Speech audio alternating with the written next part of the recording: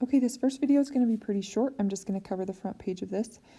Just a reminder, this is what your test will look like if you're taking it in class, this format. If you're taking it online, yours will be through Canvas. As we go through this, just know that it's really important that you guys look through the entire question to figure out what it's asking, and then be very careful with like positives and negatives and that sort of thing on this. So multiple choice is really easy to go quick and make simple mistakes. So let's just kind of work through a few of these as an example of what you'll see on your test. So the first one says state the name of the quadratic form of the function. So remember, we've talked about three forms of the quadratic. One of them looked like this with x minus h squared plus k. And one of them looked like this, ax squared plus bx plus c. And the other one looked like this, and they used p and q for those solutions.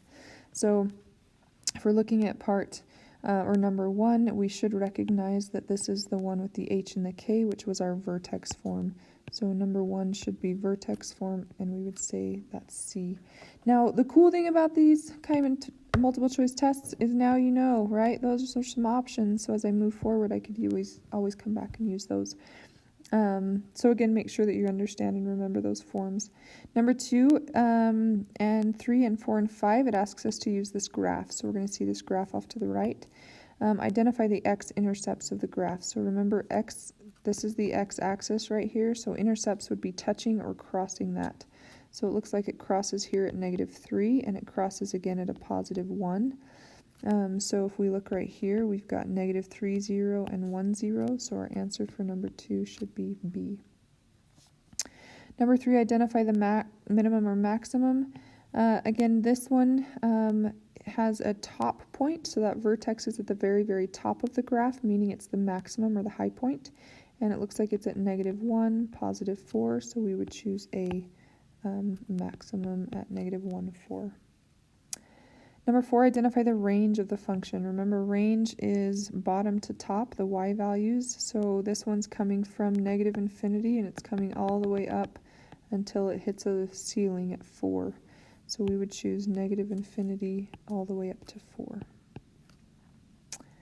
Number 5, identify the decreasing interval. So remember, we talked about parabolas kind of have this like invisible line in the middle, the axis of symmetry. And they have two sides. One side increases, one side decreases. So you just think about it, if you were to draw this parabola, we usually draw left to right, so we don't usually draw backwards. So we would go increasing first, then we decrease. So if we increase on this side, right, we're decreasing on this side. And then we use that axis of symmetry on the inside. So this is asking for the decreasing interval. So this one increases first, so it decreases on this side. So we would say on this side of -1, it's decreasing.